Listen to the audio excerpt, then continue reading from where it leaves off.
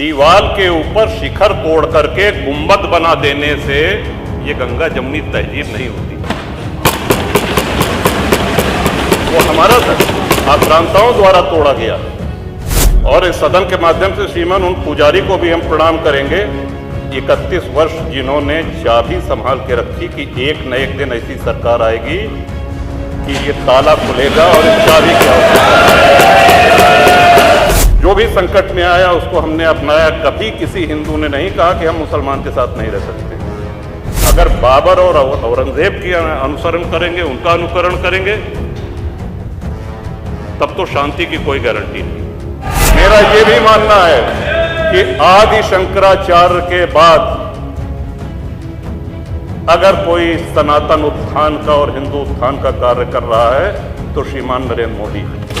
माननीय अध्यक्ष जी, बजट पे बोलने का आपने अवसर दिया, इसके लिए आभार। श्रीमान, हमारे सदन की कार्रवाई पूरे देश में और यहाँ तक विदेशों में भी देखी जाती है, लाइव टेलीकास्ट हो रहा है।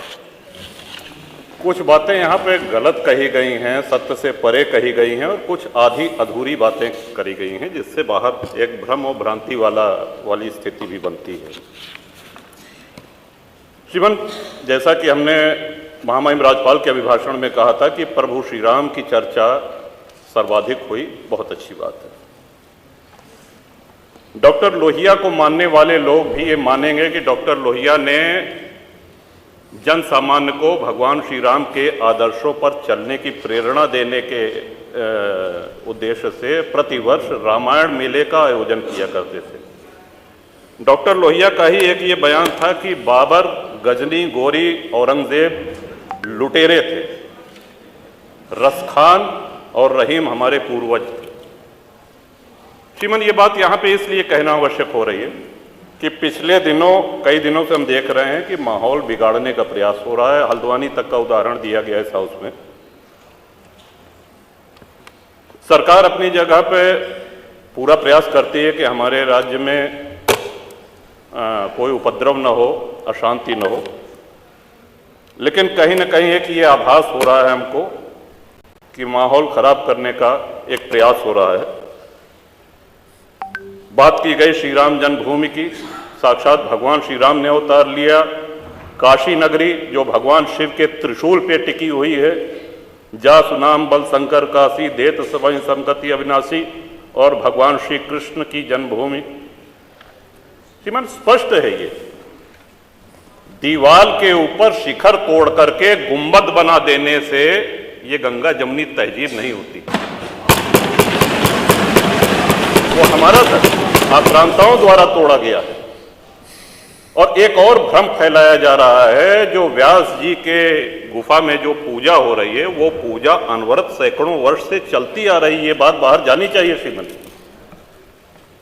अनवरत सैकड़ों वर्ष से, इस पे सन 93 में स्थानीय प्रशासन ने रोक लगाया, किसी न्यायालय ने रोक नहीं लगाया इसकी पूजा पे।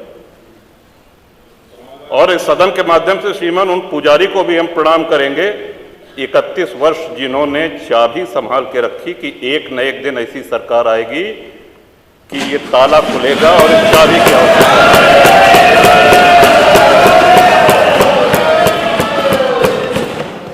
अल्लामा इकबाल, फिर वही होता है कि आधा अधूरा बोल दिए जो है पूरा बोलना चाहिए। अल्लामा इकबाल पहले वो व्यक्ति थे जिन्होंने कहा कि हिंदू और मुसलमान एक साथ नहीं रह सकते। पाकिस्तान के आइडियोलॉजिकल फादर, इसने कहा कि मुस्लिमों को अलग देश चाहिए। जिन्ना को रास्ता बताने वाले, जिन्ना को उकसाने वाले, और पाकिस्तान के पक्ष में भारत के मुसलमानों ने वोटिंग करी जिसमें 98% लोगों ने कहा कि हिंदू और मुस्लिम साथ साथ नहीं रह सकते। इस बात पे लेकर के बंटवारा हुआ और सारे जहां से अच्छा जो कविता सुनाई गई वो अधूरी है। 2 पंक्ति उसकी हम भी सुना दे रहे हैं कि ए आब रूद गंगा, वो दिन है याद तुझको, उतरा तेरे किनारे जब कारवां हमारा। कि गंगा के वो मैदान तुमको याद है जब हमारा कारवां उधर से आक्रांताओं का कारवां आया था। ए आब रूद गंगा, वो दिन है याद तुझको, उतरा तेरे किनारे जब कारवां हमारा।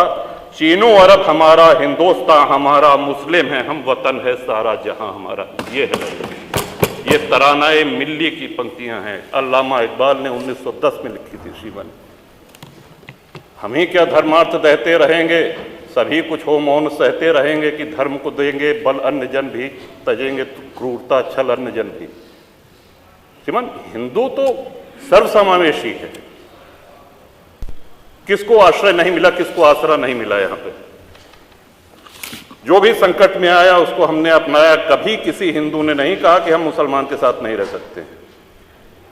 उल्टा जब बंटवारा हुआ, धर्म के आधार पर हुआ, पाकिस्तान बना, जो मुस्लिम वहां जा रहे थे, हिंदुओं ने उनको रोकने का काम किया कि आप रहिए हमारे साथ, भाई भाई बन के रहिए।